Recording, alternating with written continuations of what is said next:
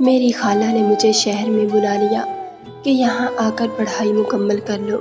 میں خالہ کے گھر رہنے لگا، لیکن مجھے رات کو ایسا لگتا کہ کوئی میرے ساتھ سو رہا ہے، لیکن میں خواب سمجھ کر بھول جاتا۔ ایک رات مجھے ہوش آئی تو میری روح لرز گئی جب خالہ کو، میں شروع سے ہی نیند کا بڑا پکا تھا۔ ایک بار سو جاتا تو اس کے بعد شور شرابہ ہوتا یا ڈھول بجتا، میری نیند میں خلل کبھی نہیں آیا تھا۔ میں رات کو سوتا تو صبح سے پہلے میری آنکھ نہ کھلتی تھی، اور صبح بھی میں تب اٹھتا جب اماں مجھے اچھی طرح جھنجھوڑ کر اٹھاتی تھی۔ شاید یہ بے فکری کا زمانہ تھا۔ میں نے 10ویں پاس کی اور 11ویں میں داخلہ لینے کے بارے میں سوچ رہا تھا۔ ایک دن میری امی نے کہا کہ گاؤں میں کوئی بھی کالج نہیں، اس لیے تمہیں قریبی شہر میں جانا پڑے گا، اور میرا دھیان تمہاری طرف ہی لگا رہے گا۔ آج ہی تمہاری خالہ روشن کا فون آیا تھا، اس کا میاں نوکری کے لیے سعودیہ جا چکا ہے، اولاد اس کی کوئی ہے نہیں، بیچاری اکیلی ہی رہتی ہے۔ ایسا کرو کہ تم شہر چلے جاؤ اور اپنی پڑھائی پر دھیان دو، وہاں جا کے مکمل کر لینا، بینا کو بھی ساتھ مل جائے گا، اور میں بھی تمہاری طرف سے بے فکر ہو جاؤں گی۔ مجھے بھی اماں کی بات ٹھیک ہی لگی تھی، اسی لیے میں نے ٹرین پکڑی اور کراچی شہر میں پہنچ گیا، کیونکہ میں جانتا تھا کہ یہاں کی پڑھائی زیادہ اہمیت رکھتی ہے، اور اگر مجھے کراچی کی ڈگری ملی تو نوکری بھی اچھی مل جائے گی۔ گاؤں میں لوگ اپنے بچوں کو ذرا دیر سے اسکول میں بھیجتے ہیں، اسی لیے 17 سال کی عمر میں نے میٹرک پاس کیا تھا۔ میرے ابا اور اماں دونوں ہی قد کاٹ کے لمبے، اونچے اور صحت مند تھے، اسی لیے میں 17 سال میں بھی اپنی عمر سے بڑا لگتا تھا۔ 5 سال بعد میں خالہ کے پاس کراچی گیا تھا۔ فون پر ہی میں نے خالہ سے ان کے گھر کا پتہ پوچھ لیا۔ جیسے ہی میں پوچھتے ہوئے ان کے گھر پہنچا تو وہ دروازے پر ہی کھڑی ہو کر میری ہی شاید منتظر تھی، دائیں بائیں گلی میں دیکھ رہی تھی۔ میں نے ٹیکسی ان کے گھر کے پاس رکوائی اور سامان نیچے اترا۔ مجھے دیکھ کر وہ تھوڑا سا گھبرا کر پیچھے ہٹی، کہنے لگی کون ہو تم؟ خالہ کی اجنبی نظریں اور حیرت سے کیا گیا سوال سن کر میں ہنسنے لگا۔ میں نے کہا آپ کا حامد، اور کون؟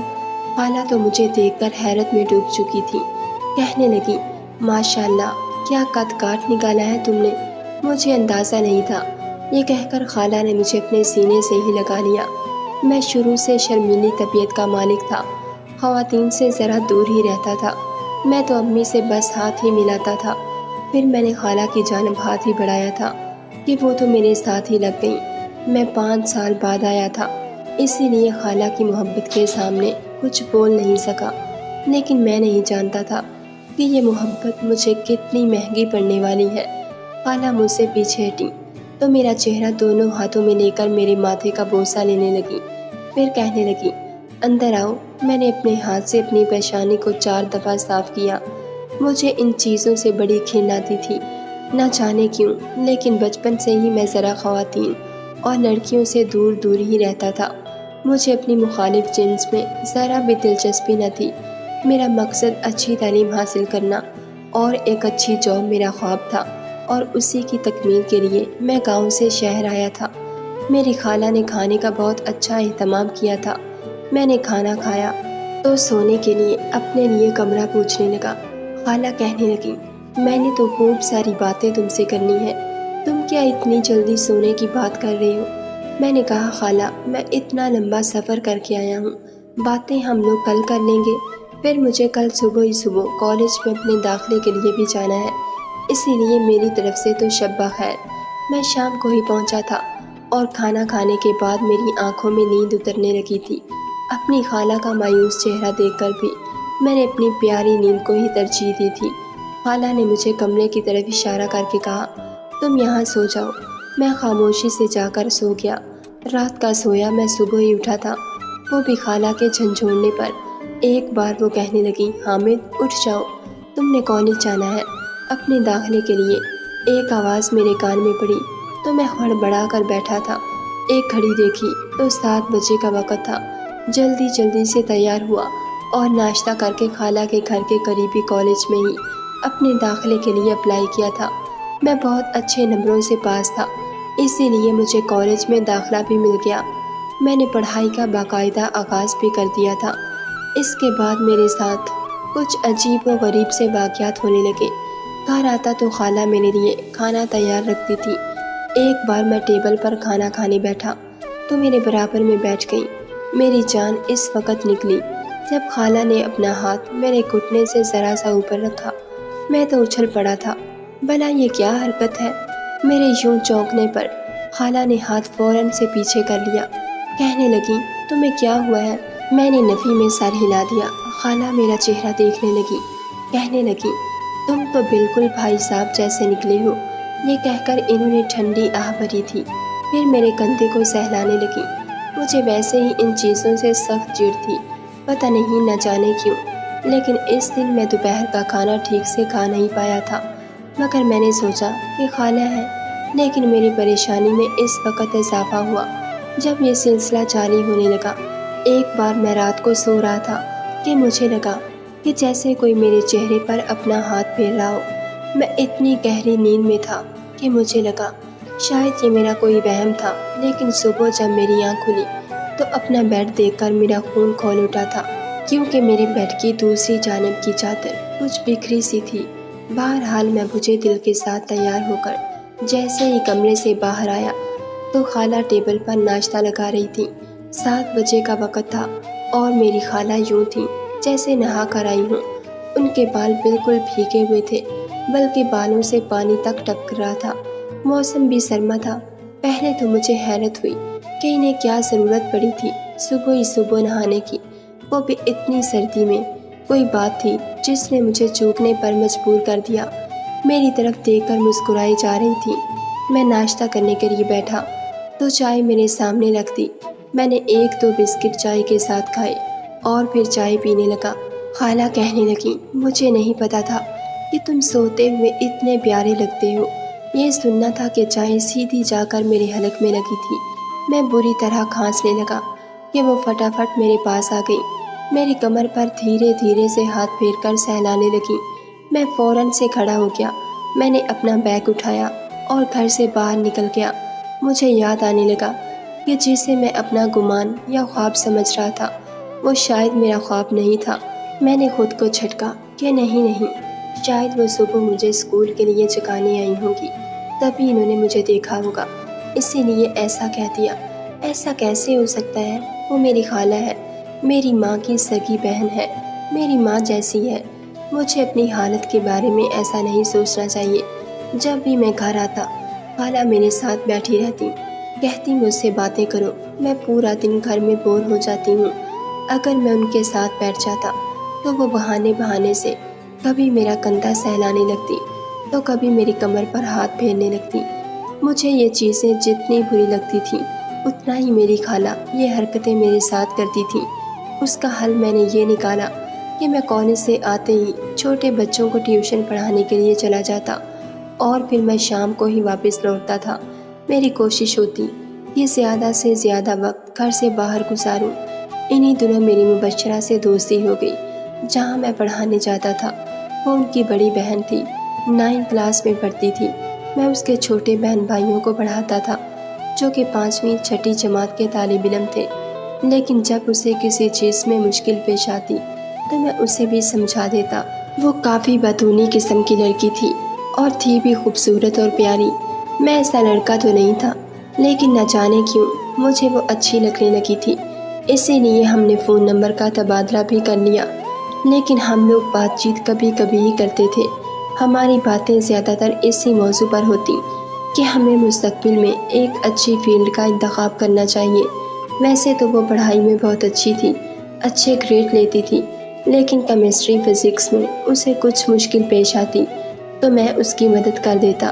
اس کی وجہ شاید یہ بھی تھی، ہماری پسند ناپسند بہت ملتی تھی، ہمارے سبجیکٹ بھی سیم ہی تھے، مشغلیں بھی۔ شام کے وقت جب میں ٹیوشن پڑھا کر واپس آیا تو خالہ نے چائے بنائی تھی۔ میں نے چائے پی، اپنے کمرے میں جانے لگا تو خالہ کہنے لگی کہ حامد تھوڑی دیر میرے پاس بھی بیٹھ جایا کرو۔ میں خالہ کے پاس بیٹھ گیا، لیکن اسی وقت مبشرہ کی کال آ گئی۔ میں نے جب موبائل پر مبشرہ کا نمبر دیکھا تو فوراً سے اٹھ کر باہر صحن میں چلا گیا۔ ابھی وہ مجھ سے فزکس کے کسی چیپٹر کے سوال کے بارے میں ہی پوچھ رہی تھی۔ میں اسے بتانے لگا اس کے بعد کچھ ادھر ادھر کی باتیں کرنے کے بعد میں نے فون بند کر دیا، لیکن جیسے ہی میں نے پلٹ کر دیکھا تو خالہ مجھے گھور رہی تھیں۔ کہنے لگیں کس سے بات کر رہے تھے؟ مجھے خالہ کا یہ پوچھنا ذرا بھی اچھا نہیں لگا تھا۔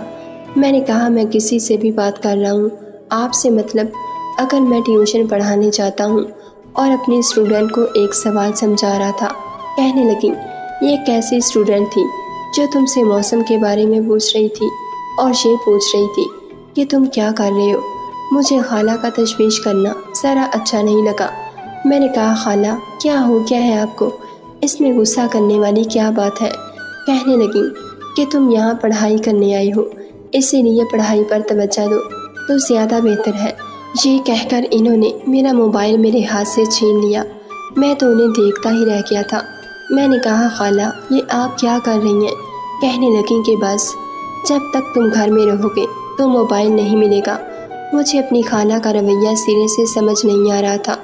موبائل پر میرے دوستوں کی بھی کال آتی تھی، پھر ہم لوگ پڑھائی میں بھی ایک دوسرے سے موبائل سے ہی مدد لیتے تھے۔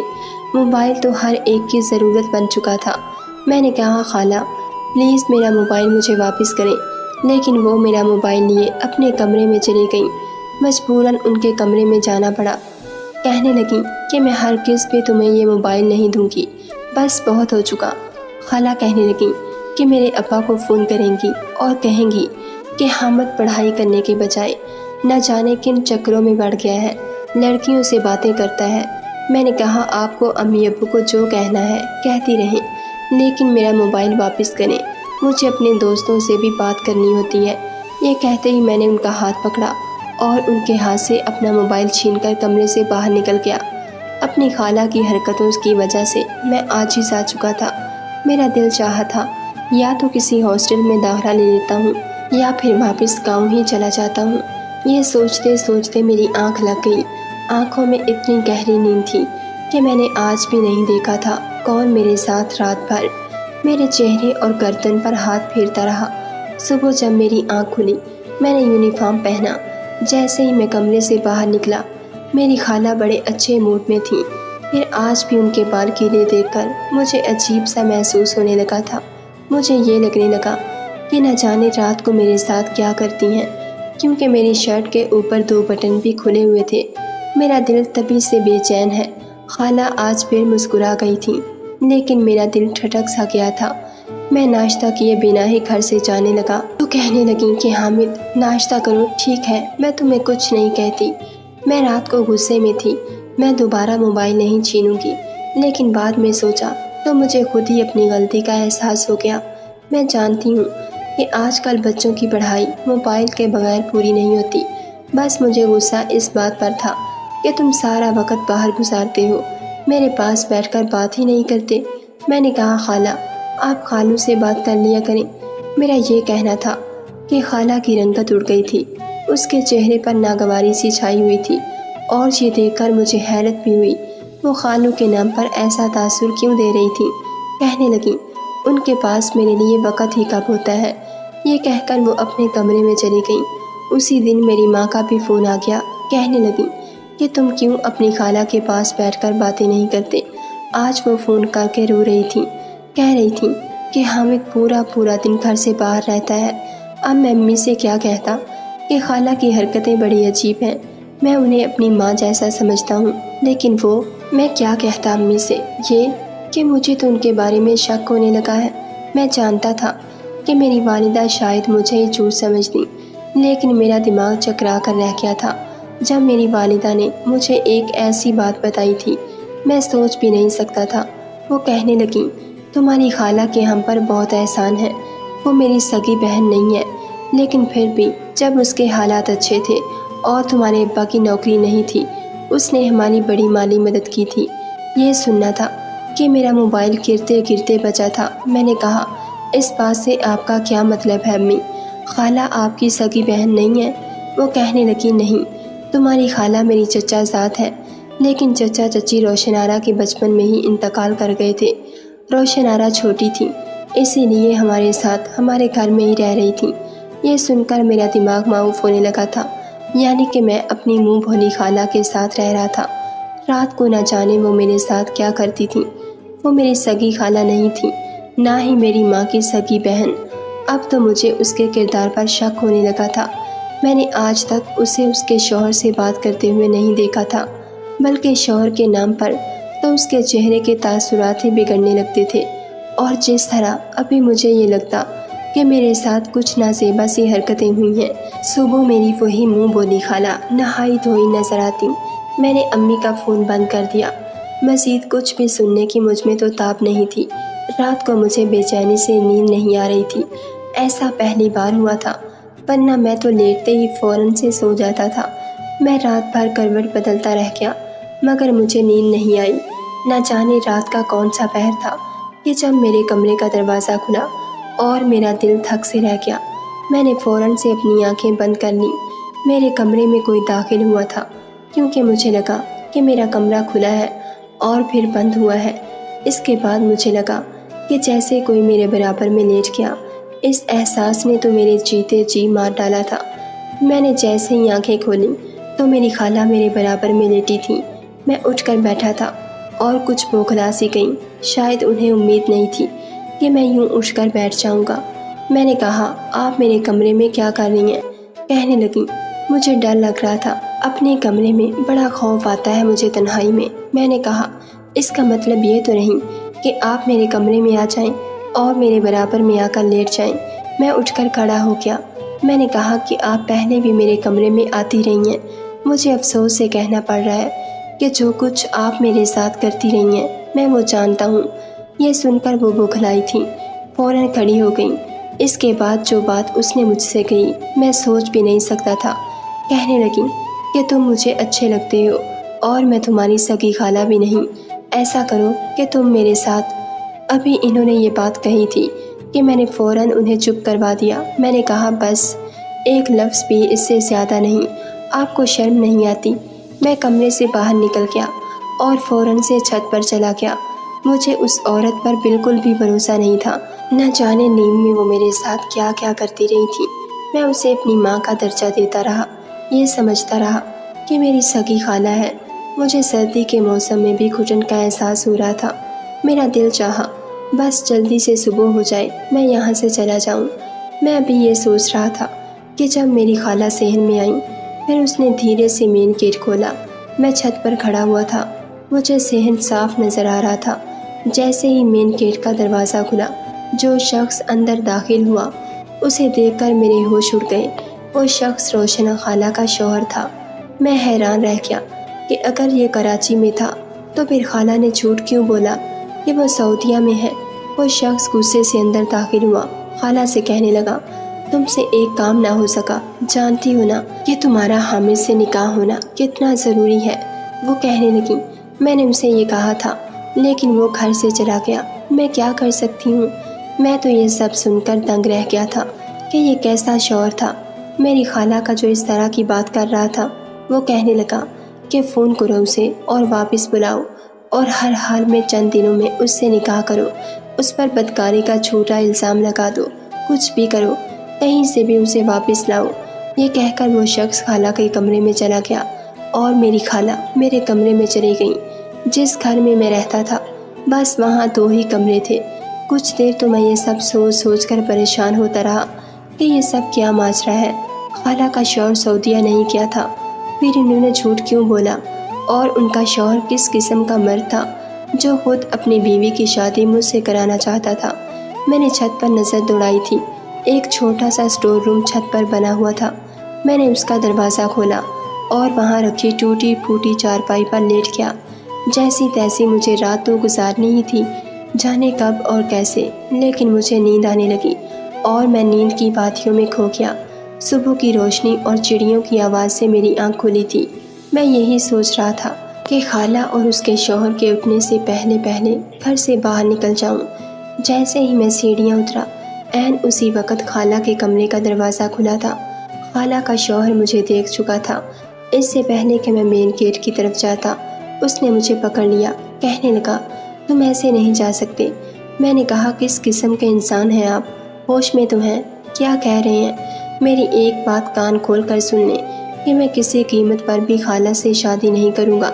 میرا بلند لہجہ سن کر خالہ بھی اٹھ کر باہر آ گئیں۔ مجھے دیکھ کر حیران بھی ہوئی۔ ان کا شوہر کہنے لگا کہ یہ چھت پر جا کر چھپ گیا تھا، شکر کرو یہ کہیں بھاگا نہیں، ورنہ ہمارے ہاتھ سے یہ چانس بھی چلا جاتا۔ کہنے لگا میں اسے ابھی کمرے میں بند کر دیتا ہوں اور نکاح کی تیاری کرتا ہوں۔ یہ سن کر میرے ہوش اڑ گئے تھے۔ میں نے کہا آپ میرا نکاح زبردستی نہیں کر سکتے، میرا یہ کہنا تھا کہ میری خالہ ہاتھ جوڑ کر میرے سامنے رونے لگی، کہنے لگی کہ خدا کے لیے انکار مت کرو، تمہاری وجہ سے میرا گھر بچ جائے گا۔ میں نے کہا آپ کا دماغ تو ٹھیک ہے، آپ مجھ سے عمر میں کتنی بڑی ہیں، آپ کو شرم آنی چاہیے، اور آپ خود پہلے سے شادی شدہ ہیں، اس کا نکاح نہیں ہو سکتا، اور دوسرا یہ کہ کیا آپ کا شوہر بے غیرت ہے؟ یہ سننا تھا کہ خالہ کا شوہر مجھے گھولنے لگا۔ خالہ کہنے لگی کہ اصل میں تمہارے خالوں کے ساتھ میرے آئے دن کے جھگڑے ہونے لگے تھے، کیونکہ ہمارے گھر کوئی اولاد نہ تھی اور میں اپنی اولاد کے لیے علاج کروانا چاہتی تھی، لیکن یہ نہیں مانتے تھے، اسی لیے ہمارا جھگڑا خطرناک حد تک بڑھ گیا اور ایک دن انہوں نے مجھے طلاق دے دی، لیکن ہم نے یہ بات کسی کو نہیں بتائی۔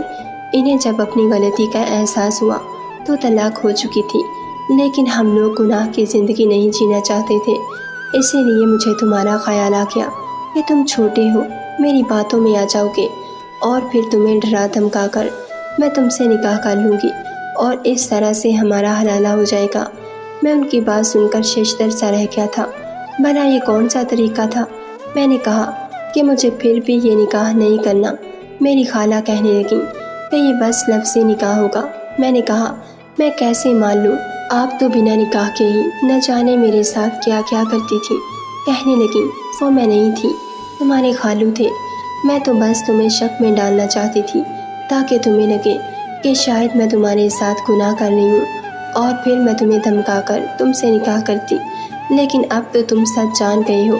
میں نکاح کے لیے تیار ہو گیا، کیونکہ یہ واقعی صرف لفظی تھا، آدھے گھنٹے کی کارروائی تھی، اور پہلے نکاح ہوا اور پھر طلاق بھی ہو گئی۔ خالو کہنے لگے کہ اگر تم چاہو تو ہاسٹل میں جا کر رہ سکتے ہو۔ میں نے اپنا سامان اٹھایا اور ہاسٹل میں چلا گیا، لیکن مجھے پھر بھی افسوس تھا کہ ایسا قدم اٹھایا ہی کیوں جاتا ہے جس کا پچھتاوا بعد میں ہو۔ ناظرین، اگر آپ کو ہماری ویڈیو پسند آئی ہے تو لائک اور شیئر ضرور کیجیے، اور ایسی مزید ویڈیوز دیکھنے کے لیے ہمارے چینل کو سبسکرائب کر لیجیے۔